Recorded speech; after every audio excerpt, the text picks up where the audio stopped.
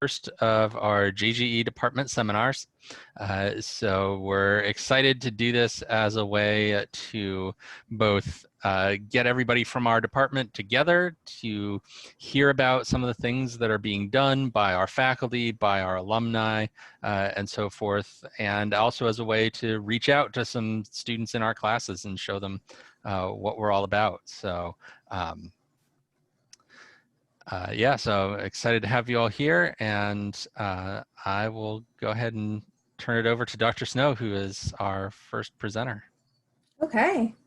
Yeah, it's great to see so many faces. I miss all of you. I miss seeing you guys in the hallways and in my classes, and I know this is a tough time for all of us, but hopefully every other Wednesday at noon we can at least see each other and have this community where we can interact. I do want to let everybody know that this meeting, this talk is being recorded.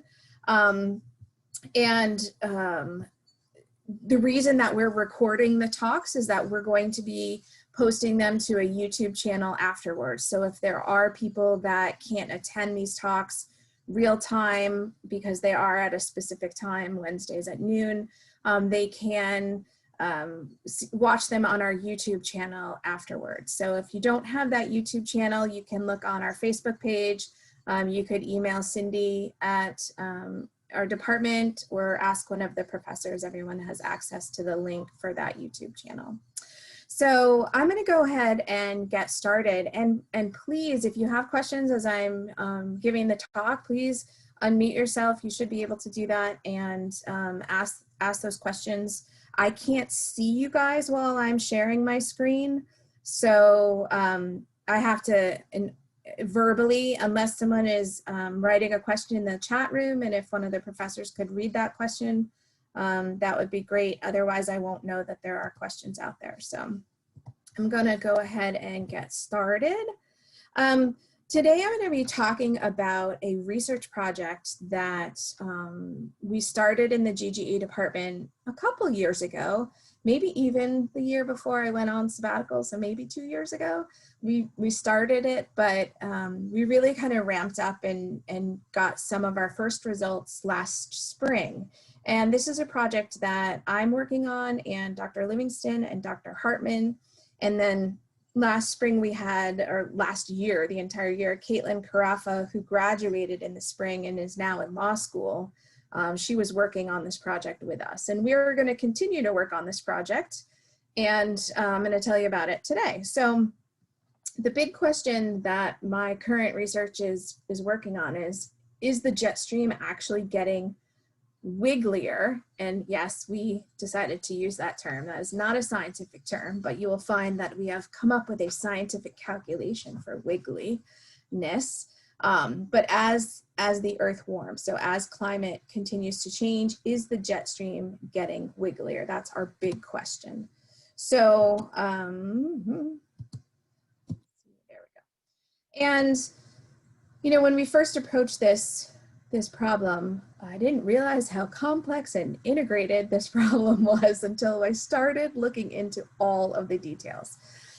So what I'm going to do today is go through some of basically the three major components of what controls the jet stream's structure and its movement in the atmosphere. So the first thing I'm going to do is go through the jet stream. Some of you are not meteorologists, haven't taken any classes in meteorology, so I'm going to go through what makes the jet stream in our atmosphere and what controls its structure and its motion. Then I'll talk about how climate change and something called Arctic amplification is impacting that, and then I'll also talk about the Arctic oscillation component of it, and then I'm going to talk quickly about what we're doing in terms of research and some of the results we have so far. So first of all, the polar jet stream. So jet streams exist in our atmosphere because of temperature gradients. Anytime that we have air that's near each other that has strong differences in temperature, it creates something called a pressure gradient. The stronger the differences in temperature, the stronger the pressure gradient, the stronger the wind is moving. So you can see this particular region right here in our atmosphere. we have fairly warm air coming up from the equator and cold air coming down from the poles. So you get warm air next to cold air. This creates a strong temperature gradient, creates a strong pressure gradient, and then we get very fast winds moving. The jet is generally up relatively high in our atmosphere, in our troposphere, I should say, right around the 40,000 feet, like where the airplanes fly. So if you've ever been on a commercial flight, you may have heard pilots say, we're flying with the jet stream, we'll make good time, or we're flying against the jet stream, and it's going to take us 20 extra minutes to get to where we're going. It's a very fast ribbon of air that's created by these temperature gradients in our atmosphere. The one jet stream that we're going to be looking at is this polar jet stream here, which comes across North America and really controls a lot of the air moving down from the Arctic or the mid-latitude air moving up to the Arctic. Okay, so it's in this region that we're looking at. And the jet stream has some really interesting patterns that we see, and these are normal patterns. We tend to see the jet stream sometimes be kind of wavy, like you see in this picture in the top. This is called meridional flow. Meridional flow is when the jet stream is moving air north to south, okay, across these latitudes. And then the other type of flow that we often see is zonal flow, where the air is moving fairly straight across the latitude lines and not crossing them north to south. So we have meridional on the top and zonal on the bottom. And what my research is looking at is, are we seeing more of this type of meridional flow? And is it becoming enhanced? Meaning, are these waves in the meridional flow actually getting deeper and stronger over time? And so the question becomes, why do we care so much about this jet stream? Well, like, who cares? Is it wavy or is it straight? Well, it really controls a lot of the weather that we have at the surface. The jet stream provides energy, so it pushes the storms across the United States. So if we have a low pressure system, it's going to either push it quickly or it's going to push it slowly, depending how quickly the jet stream is moving. It's either going to push it north or south, depending on the formation and the structure of the jet stream. If it's zonal flow, it's going to push it straight across. If there's more meridional flow, it's going to push it north to south. It also carries warm air to the north, and you can see this on the left-hand side of this picture, but it can carry cold air down to the south, which you see in the middle of this picture. So the jet stream has a lot to do with the type of weather and the type of energy that exists at the surface where we live and hang out every single day. And we know weather has a big impact on us. The jet stream is also intimately linked with the actual vertical motion in high pressure systems and low pressure systems. And this image here is a classic image from an intro to meteorology class, where you see the jet stream up here on the top, and where you see a ridge or a wave peaking in the jet stream, you might find a high pressure system, which is rotating clockwise and downward, pushing air down onto the surface, okay, of the ground. Where you see a trough or a dip in the wave here, just to the right of that, you might see a low pressure system where the air is circulating counterclockwise and it's rising off the ground. Now keep in mind, high pressures and low pressure systems have different types of weather. High pressures are going to be dry, no rainfall, sunny, while low pressure systems are going to be rain, clouds, and tend to be stormier. So the shape of the jet stream and how quickly it's moving across our mid-latitudes controls much of the weather that we have at the surface. So that's why it is extremely important for us to know what is happening with the jet stream over time. Is it changing its shape or not, is the big question. So now we have to add in to the picture, and it gets even more complicated because now we're seeing a global climate shift where we're seeing areas of the planet have an increase in energy, their temperatures are changing, and since the jet stream is really controlled by temperature gradients, how the planet's temperature changes occur with climate change impacts the jet stream. There's also something that we're going to be looking at called Arctic amplification that is occurring as the planet is warming. So let's first look at climate change. So this is a very unfortunate story that we're seeing play out day after day, but the amount of carbon dioxide in our atmosphere and the amount of other greenhouse gases in our atmosphere is on the rise due to humans burning fossil fuels and emitting these greenhouse gases into the atmosphere. So today, I pulled this off. This was August 21st. This is off of the Scripps Institute Keeling Curve website, where they're tracking it at Mauna Loa Observatory in Hawaii. And we're about, right now in August, about 420 parts per million of carbon dioxide. And you can see since 1958, when Keeling started making these measurements, we've seen an increase in the amount of CO2 in our atmosphere on an annual basis. So this is not great news, because that greenhouse gas increase in our atmosphere corresponds to an increase in temperatures, which I'll show you in a minute. I just think it's important to put it into perspective. So this is showing you the ice ages, or the glacial interglacial periods, and their carbon dioxide levels from ice core data going back 800,000 years.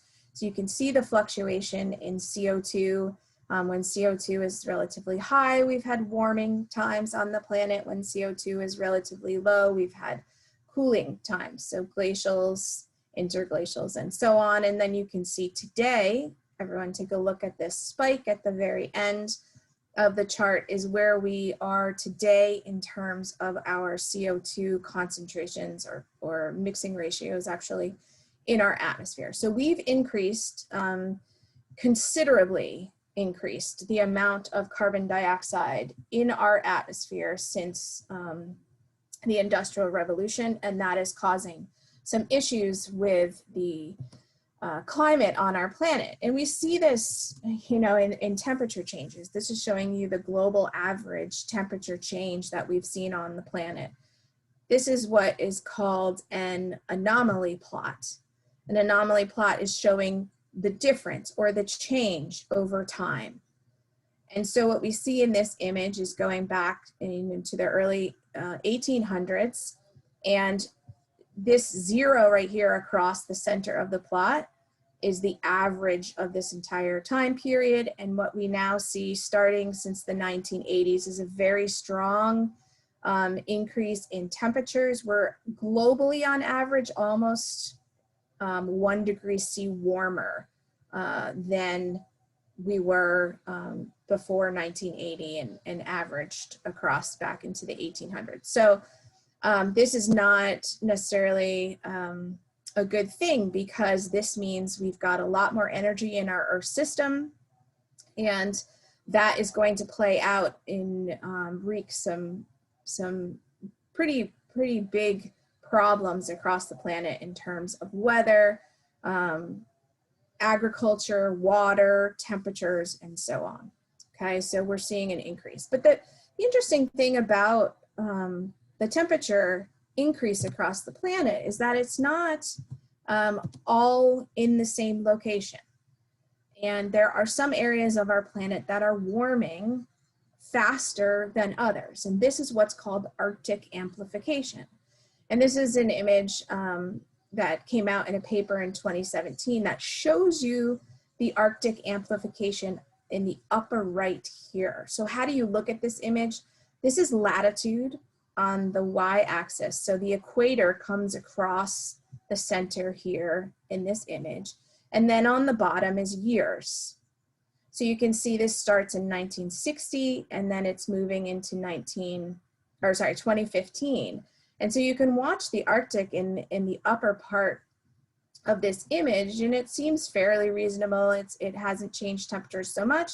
And then you can start to see in the 1980s, 1990s, 2000, really kicking in 2000, 2005, you start to see some real warming that is occurring in recent years in the Arctic. And if you look at the temperatures, that's more than the 1 degree average that we're seeing across the planet. We're looking up here, you know, at 1.5 degrees Celsius increase in temperature in the Arctic. So the Arctic is warming faster than the other regions of the planet. And this becomes super important when we think about the jet stream, because remember, the jet stream occurs because we have cold air coming down from the Arctic and warm air coming up from the mid-latitudes and meeting.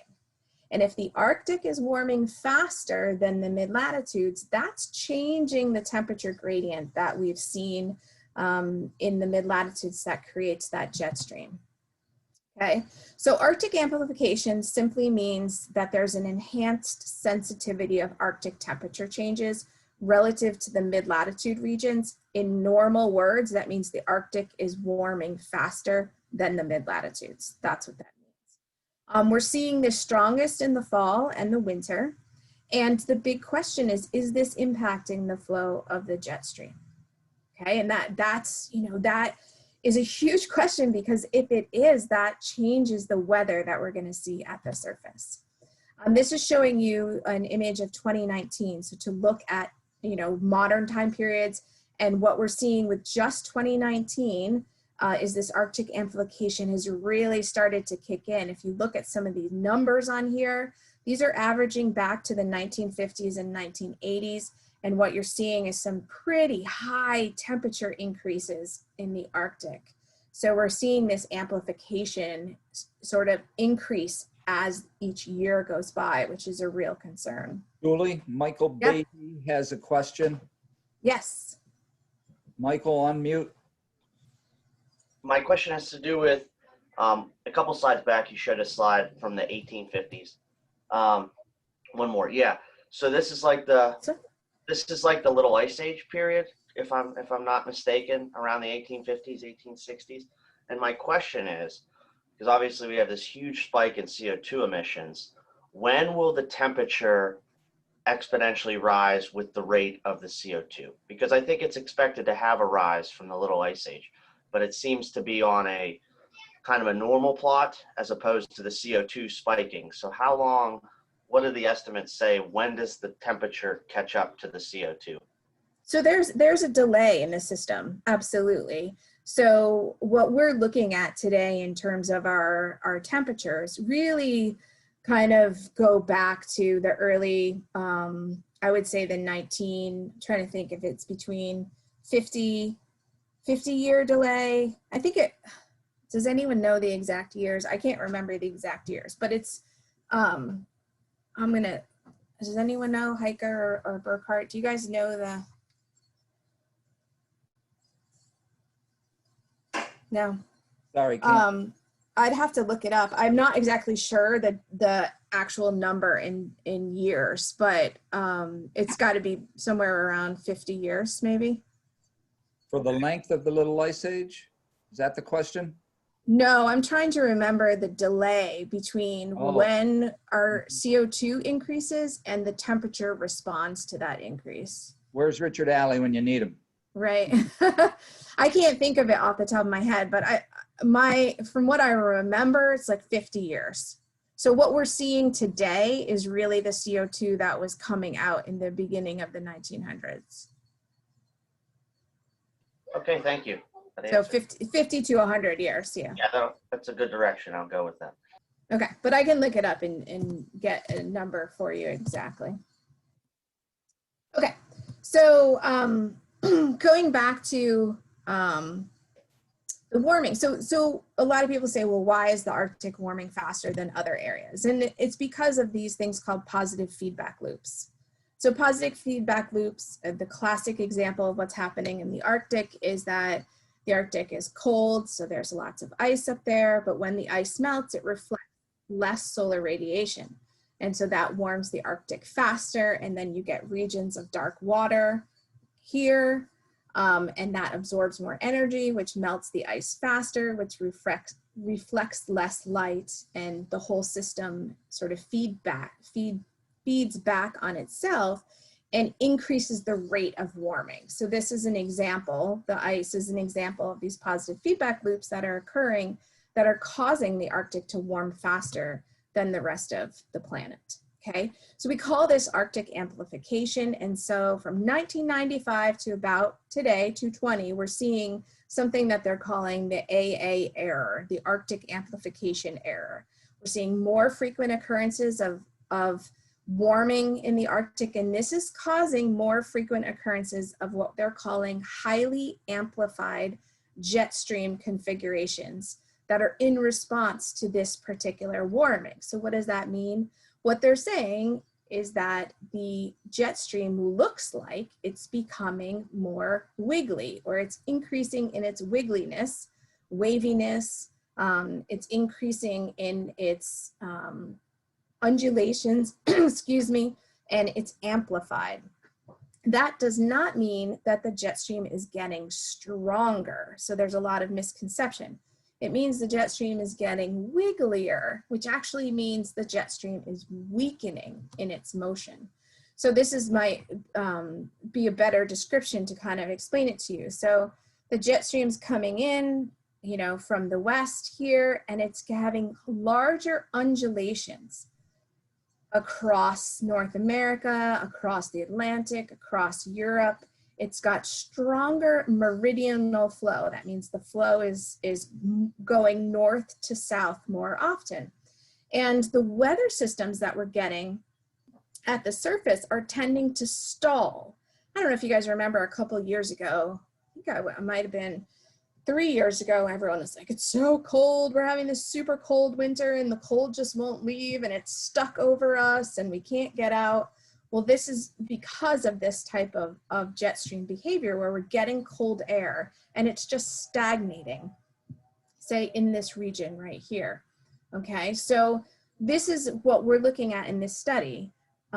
We're trying to actually see this type of change in the jet stream. This type of change is also causing what we call blocking highs. And there's two major types of blocking highs. One is called the omega block. And this is showing you the reason it's called the omega block is because it's shaped like an omega, the Greek letter omega. But this is showing you the jet stream, and it's got very high undulations, high peaks and troughs, and it traps high pressure systems. So we call this the blocking high. And then this low pressure system over here on the west coast of the US can't move towards the east. It's stuck, it's trapped here. And so that's why we call it a blocking high. It blocks the motion of the other storms moving in. Another type of block that we see, and I saw this a ton this summer, I was teaching meteorology online, and we saw this almost every week. This is called a Rex block. And a Rex block is where the jet stream actually splits. So it's coming in and part of it's going north and then part of it's coming south and then it comes back together. But this also prevents these high pressure systems from moving forward and it prevents lows from moving forward. So it stagnates these surface pressure systems and that can become problematic. So if we think about this occurring out west, with California, you guys know what's happening with California right now with the fires and the droughts. So if we have a blocking high that's stuck in this region, it's going to prevent rainfall from occurring in this entire area, okay? Because their low pressure systems that might have passed through can't get through. This is a stagnated high pressure system that just continues to persist over a certain area, prevents the weather from changing. So we would get clear skies and no rain, and it just continues on and on. And likewise, it occurs with low pressure systems. So here's another image of a blocking high down here in the Gulf area. And this blocking high, you can see it in the blue arrows, kept these two low pressure systems from moving in these directions, okay? So that meant that Houston got a tremendous amount of rainfall and that can lead to flooding.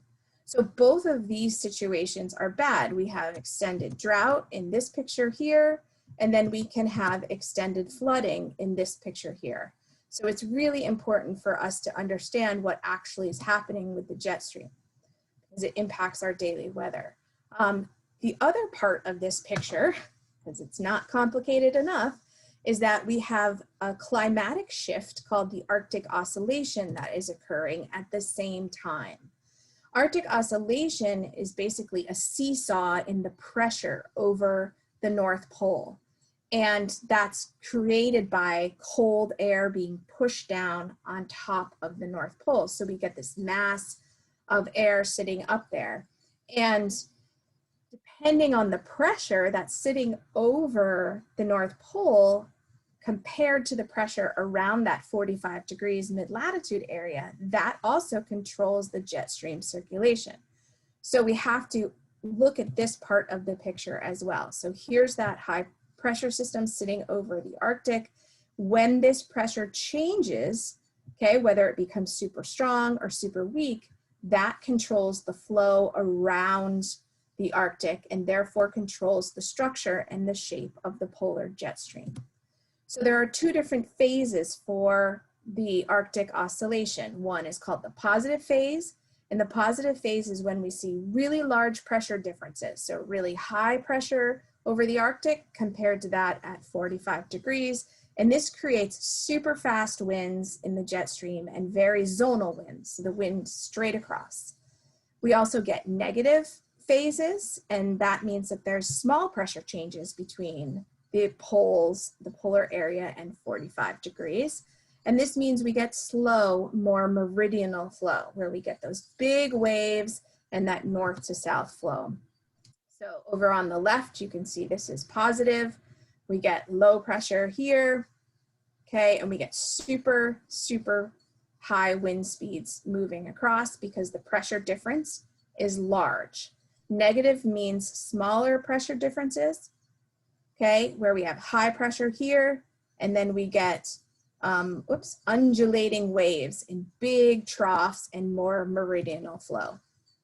And those different conditions that are in the Arctic Oscillation can impact the weather around our planet. So with the positive phase, like I said, we get stronger jet streams that move the storms across the US pretty quickly.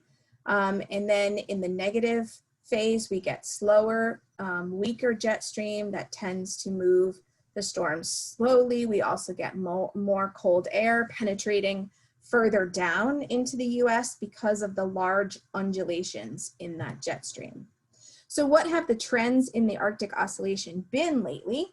The Arctic Oscillation has really been trending into a positive phase since 1970. So that means because of Arctic Oscillation, the jet stream should be moving faster and more zonally. But we've seen in summertime that the Arctic Oscillation is switching more now into a negative phase. And that means we're seeing more that temperature gradient between the Arctic and 45 is getting weaker. And so we're seeing wavier jet streams, we're seeing a slower jet stream, we're seeing more of the undulations and stagnations of those high pressure systems, those low pressure systems, and more extreme weather. Now, in the US, we haven't talked about this a lot, but if you look at weather in Europe, there's been quite a few hot, extended time periods of extreme heat in Europe, and those are being caused by these negative Arctic Oscillation phases.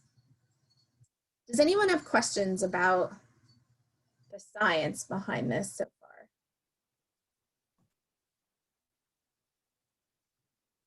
Okay, so it comes down to saying, can we even answer this question? This is extremely complicated.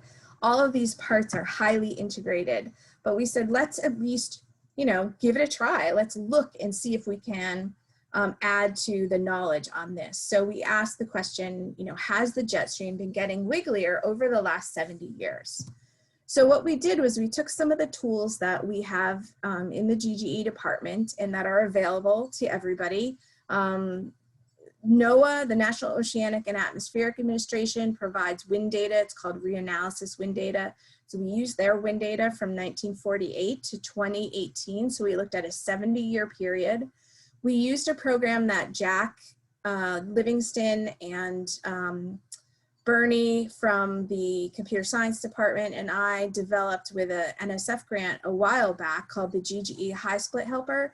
And that allows us to put together wind trajectories in large quantities over long periods of time pretty easily. And so we use the GGE High Split Helper to create wind trajectories at locations across the United States twice a day. So 2 trajectories, one in the lower atmosphere, one in the upper atmosphere for 70 years. So you can imagine the amount of data that we have, and each trajectory goes back about 5 days. Then Dr. Livingston created GIS spatial analysis program that he wrote to allow us to analyze these data in a pretty rapid format so that we could answer these 3 specific questions that are listed below. So has the jet stream slowed down? So we wanted to know, was it getting slower over the 70-year period? Did it get wider? So were the amplitude of those waves larger over time? And was it increasing its north-south transit? So these are the locations that we chose. We tried to go across a pretty clear latitude, and these are the sites that we looked at.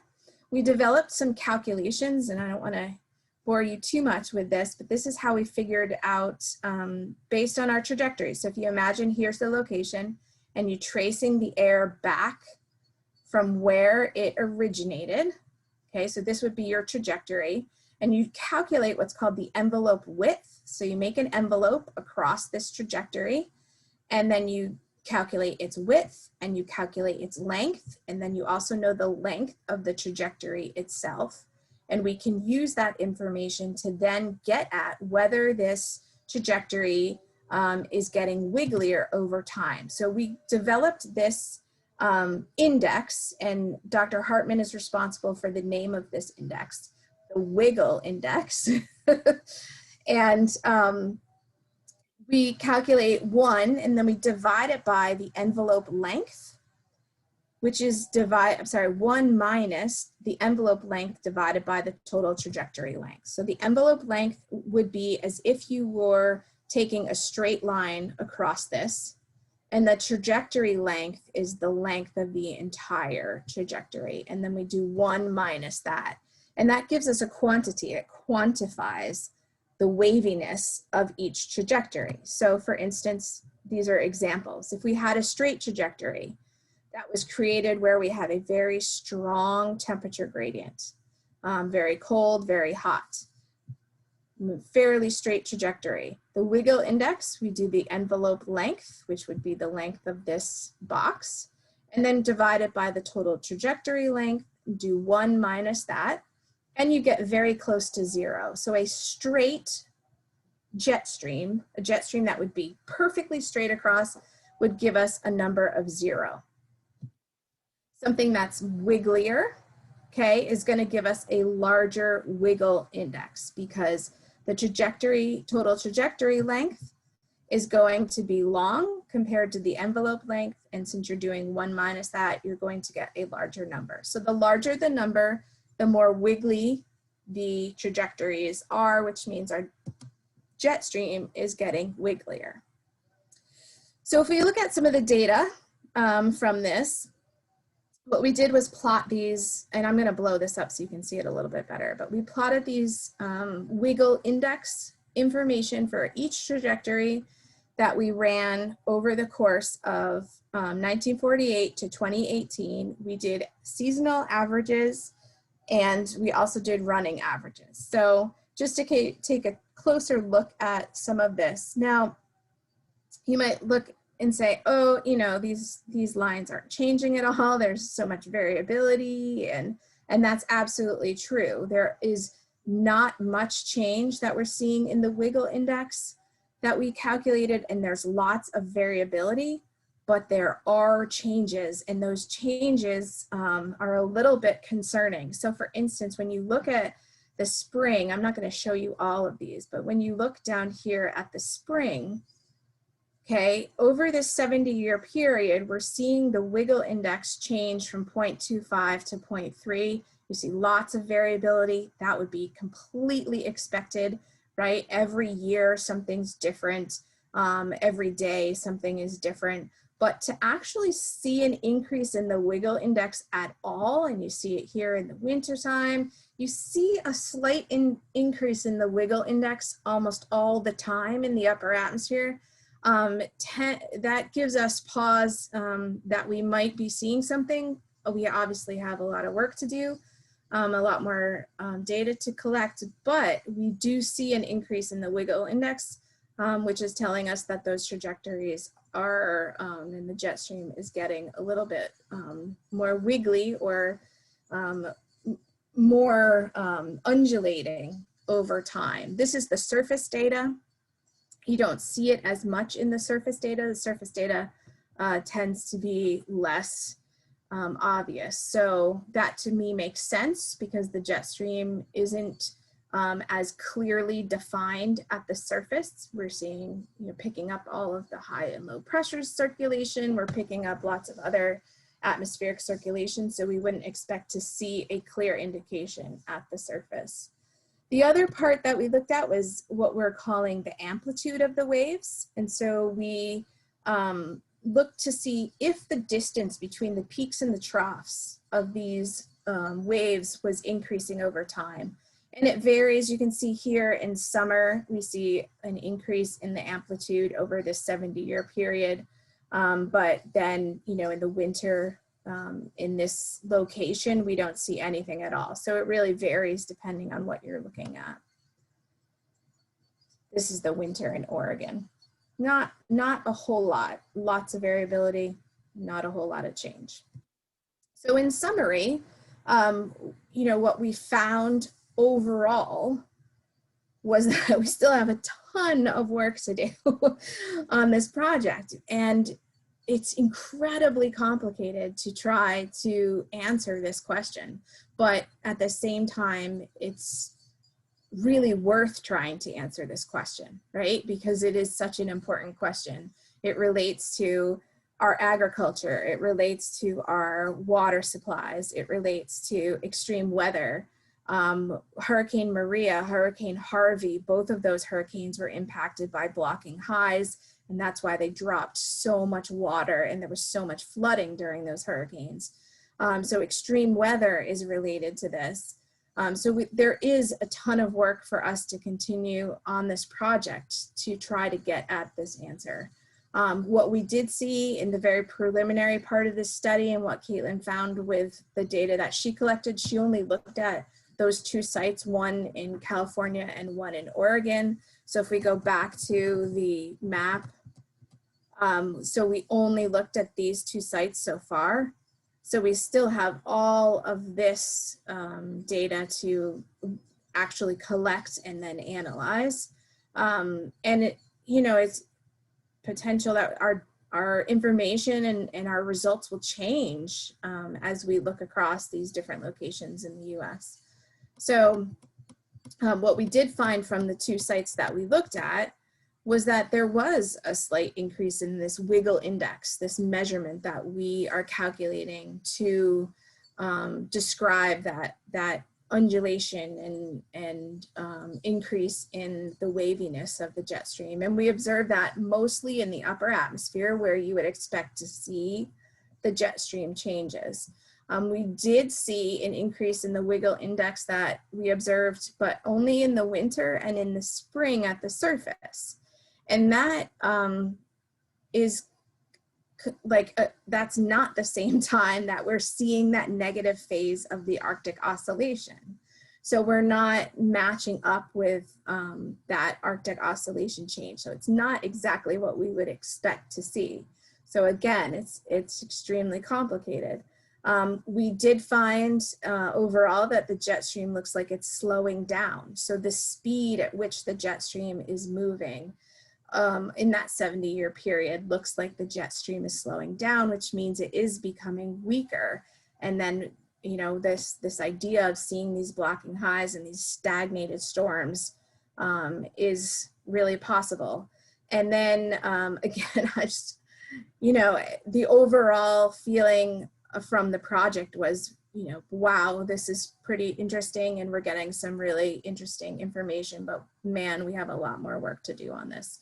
But the cool thing is that this is something that undergraduates can work on with us. And Caitlin was able to give a talk about this at a meeting.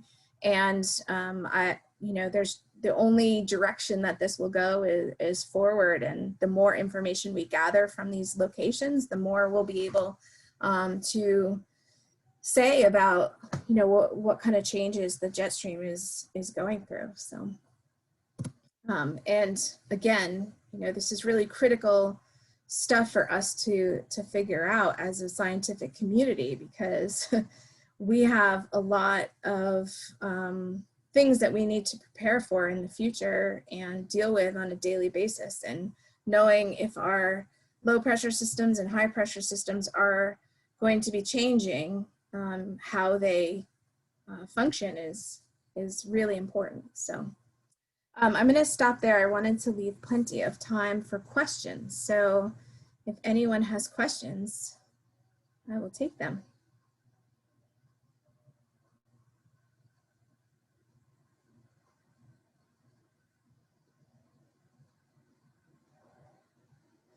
Okay, so I can't see you guys. If you do have a question, just unmute yourself and ask, because I can't see anyone.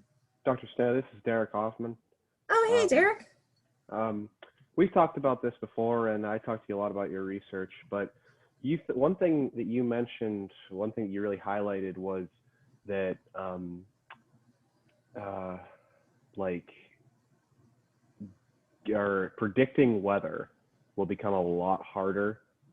That was your hypothesis. Is that true, or does the data you found support that hypothesis? So I would say the data that I found so far, I wouldn't be publishing any papers saying, yes, the jet stream is, you know, I don't think I have enough information yet based on the 2 sites that we have. But I am very curious about the increases in the Wiggle index that we did find. They're small, they're slight, but they're consistent from one site to another and from one season to another in the upper atmosphere. And so if we continue to see that across the US, and, you know, every year that goes by, we're adding another year of data. Yeah, you know, if the jet stream is changing its structure and it's changing the way that it functions and it moves, we are going to have to change the way we forecast weather, because most of the forecasting we do is related to how that jet stream functions and whether, you know, its ridges and troughs are located in which directions, and how fast it's moving, and, you know, because it's all integrated. The jet stream is the thing that's providing the energy to the surface system. So yeah, if the jet stream is changing and is going to change significantly in the future, that is going to change our weather forecasting for sure. Yeah. And I would add that it's apparent to me that as it becomes more wiggly with higher amplitude fluctuations, seasonality gets muddied. In other words, winter is not as consistently cold and summer is not as consistently warm. And that, of course, is going to play havoc to agriculture, because our agriculture is based upon kind of a projection of what we can expect a summer growing season to be like. So it is a worrisome trend in my mind. It's agriculture, it's also wildlife and their migration patterns. I mean, you can kind of go down a pretty scary road very quickly there. Julie, I have a question. Yeah. So will it stabilize eventually? So will it eventually stabilize? And if so, can you predict when it may stabilize? And if it does stabilize, will it mean potentially a change in biome boundaries? So will we, for example, in Pennsylvania, will the biomes like shift further north? So our, you know, our weather or our biomes would be like more tropical once it stabilizes. So I don't even know, but those are my questions. I think the stability question is really related to whether temperatures will stabilize on the planet. And the jet stream is completely controlled by temperature gradients, which then create these pressure gradients. So until we're seeing the temperatures stabilize on the planet, I would say no. I don't see anywhere in the future where we have a stable meteorological system, which is really scary to think about. Mm-hmm. You know, as those temperatures change on the planet, because it's really about energy. So we're allowing more and more energy into our Earth system, you know, every day, because the greenhouse gases are keeping more in. And so until the energy stabilizes across the whole system, I think, I can't predict when we would see any stabilization. If we did see stabilization, yeah, absolutely, the biomes would respond to that. I mean, it would take a very long time, thousands, millions of years. But yeah, I mean, absolutely, there would be a response to that. But I don't know. Thank you. So let me just add a quick news flash. Hurricane Laura is a strong Category 3, predicted to go to a 4. Make landfall later this evening, extensive flooding, terrible power interruptions. 500,000 people are under a mandatory evacuation. Huge public health concern because those people will be lodged in gymnasiums with the spread of COVID. So we have another major meteorological storm, natural disaster unfolding in the United States of America in real time today. And tomorrow is going to be a miserable day for a lot of Americans. So thank you, Julie. Let's give her a round of applause. The Pathfinders. You're welcome. Yeah, thank you very much. That was superb. I'm sure she'll take any further questions through email that you're interested in. If you're an undergraduate looking for a research opportunity, obviously there's a lot of fruitful material here. Have a good day. Elena did post a response to Jim's question, or Morena, not Elena, sorry, did post a response to Jim's question in the chat. So if anybody else was wondering the same, Morena Miles, a graduate of our program, did post a response. So if you were interested in reading it or checking it out before you all go on your merry way to someplace else. So yeah, before you guys leave, I also wanted to mention that the Office of Sustainability at Slippery Rock University is holding something called Climate Conversations, which are occurring once a month. And it's a time for people to gather and talk about climate change and get any of your questions answered.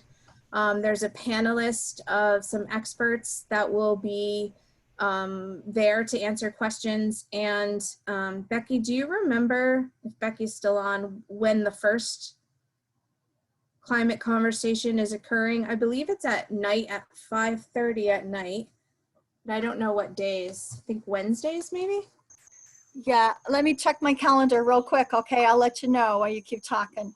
I think it's Wednesdays at 5:30, and I believe there's 5 or 6 people on the panel that will be there to answer questions. So instead of a talk like our seminar series is, this is more about trying to have a conversation with the Slippery Rock community, both the public and the community members.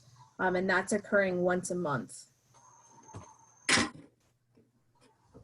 So I don't know when the first one is. I don't know if Becky has it, but we can post that on the GGE Facebook page, and we can post it on Instagram and send out emails, that kind of thing. Julie, Wednesday, September 2nd, 5:30. Okay, there you go. September First- 2nd at 5:30 is the first climate conversations that will be Every held. first Wednesday of every month. Oh, there you go. Thank you, Becky. Thank you.